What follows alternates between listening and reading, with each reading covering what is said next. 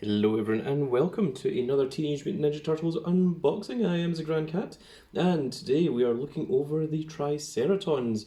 Of course you can see Captain Zarax in front of you.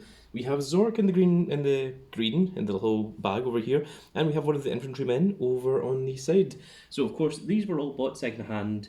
You might have seen the video beforehand where we got the unboxing of the second-hand figures, but we are now going to look at them today. So first of all, let's open the other figures that we haven't done yet.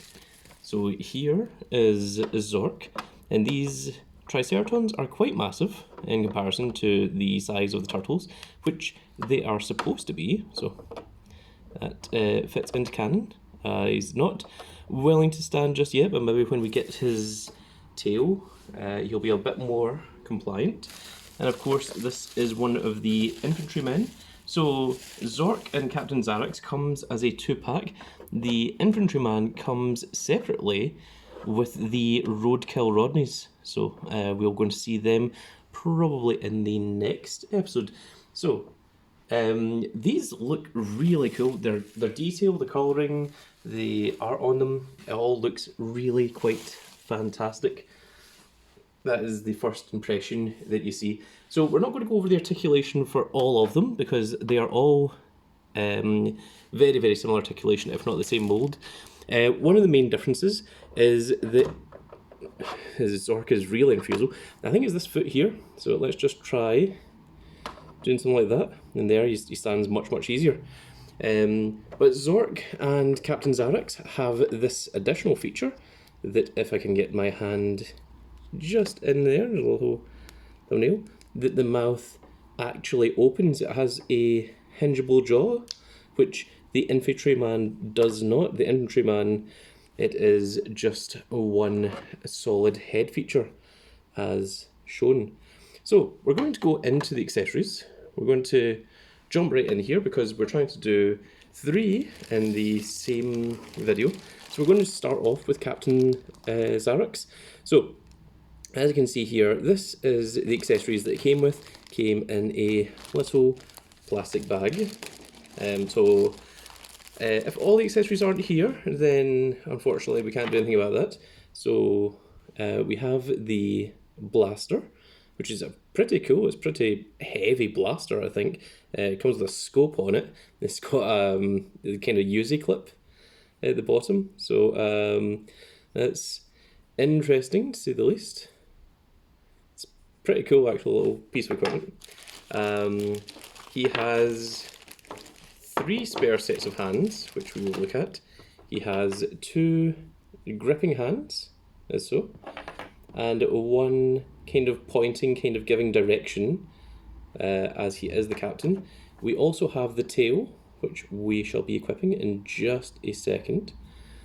And lastly, Captain Zarax comes with his bladed gauntlets, which is what he uses when he fights. He balls his hands into fists, and then these come out and allows him to punch with the big blade thing, stab stab.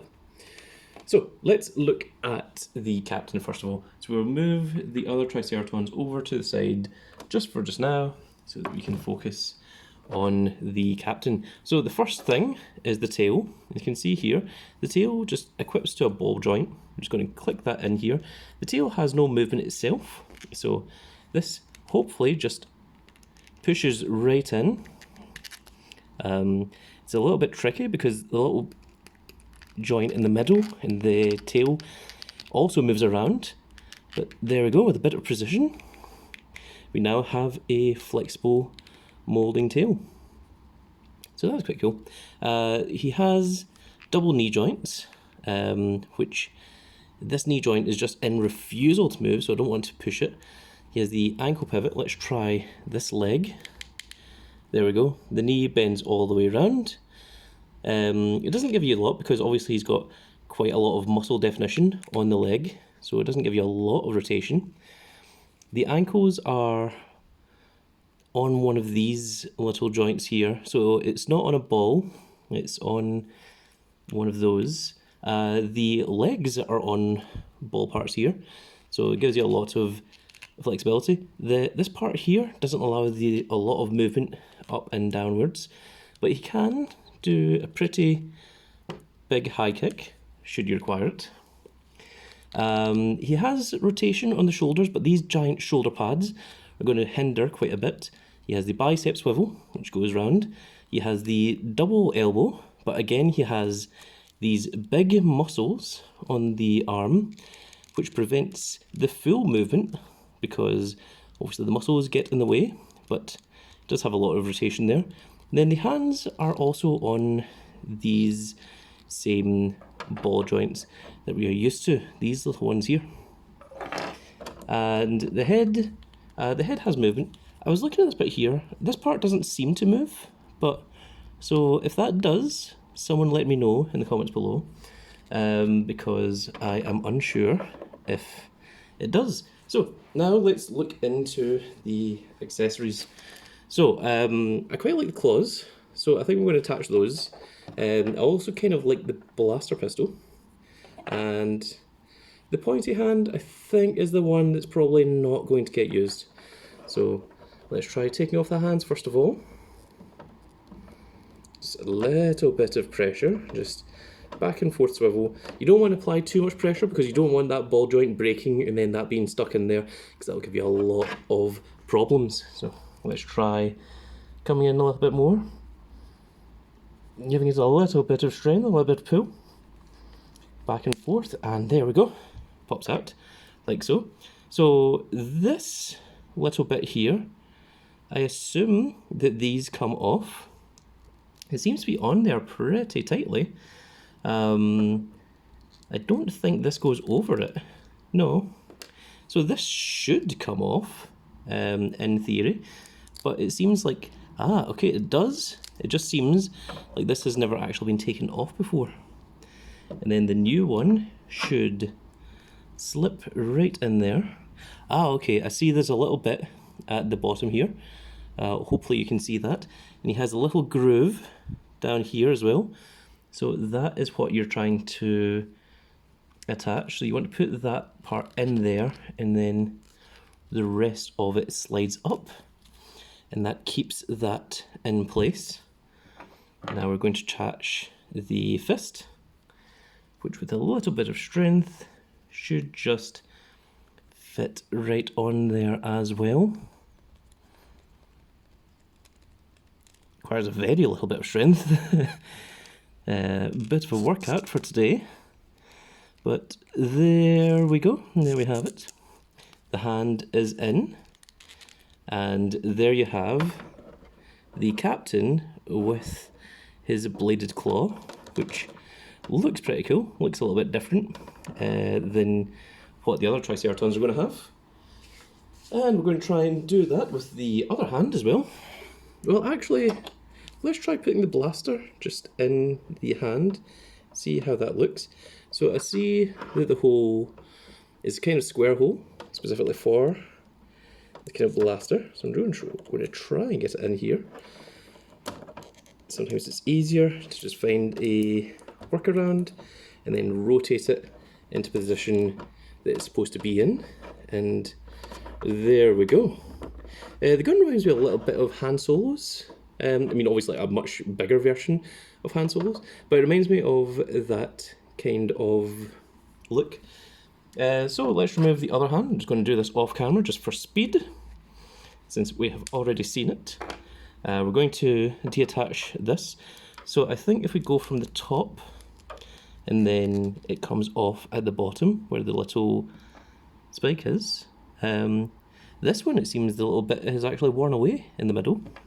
So that will be from the person who owned this before me. We're going to attach this one on in exactly the same method. It's very possible that the person that owned this, and this is a problem with second hand, is that they maybe just didn't know how it worked. And, you know, they've tried just using force rather than working out how it works, which has made that part come off as a possibility. So this one is a little bit more pernickety. So I'm going to try and shove that in there like so. Give me just a second. It's given me a little bit of the run around, as they are known to do, especially with these Neca figures.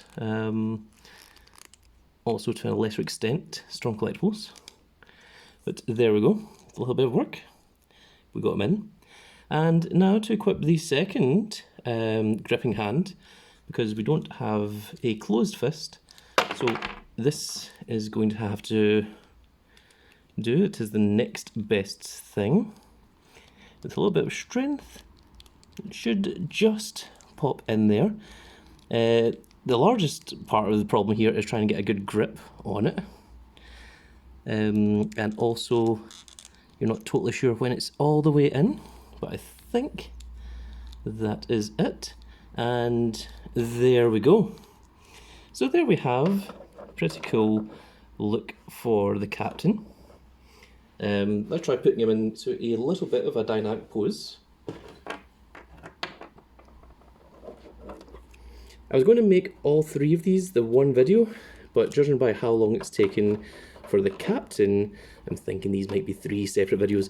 Of course, you will know, watching this on YouTube, I currently do not know, but I don't really want to go making a 30-minute long video. I'd rather make a couple of smaller videos. So, if we do something like that, have the captain lean in a bit more, have his tail rotate around a little bit, bend the knee a little bit, rotate the ankles, and maybe just have him lean in just a tad. And there we go. We have a kind of almost boxing pose with the fist up to the hand with the big spike, and of course the blaster gun out on front. And you can maybe even just have him with the jaw open, barking orders at his team, because of course he is the captain. That is what captains do.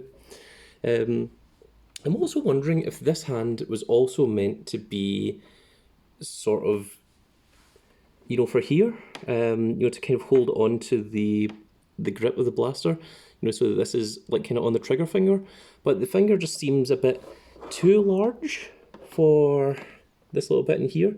You see what I'm saying? So that's also a possibility. So not sure about that one. And actually, these two hands are quite similar to one another. One is a gripping hand and one is just more of an open hand. It's kind of hard to tell with three-fingered figures what they are actually going for, but there you have it. But there we go. So there is episode 1 of our 3 episode of our Triceratons. So join us again in the next video when we are going to be looking at Zork and see how he differs from the captain. But with that said, folks, I hope you all enjoyed, and if you did, give us a like, share and subscribe, and if you are subscribed, make sure you click that notification icon so you see when more of these videos go up, and we will see you all in the next video. Goodbye, everybody.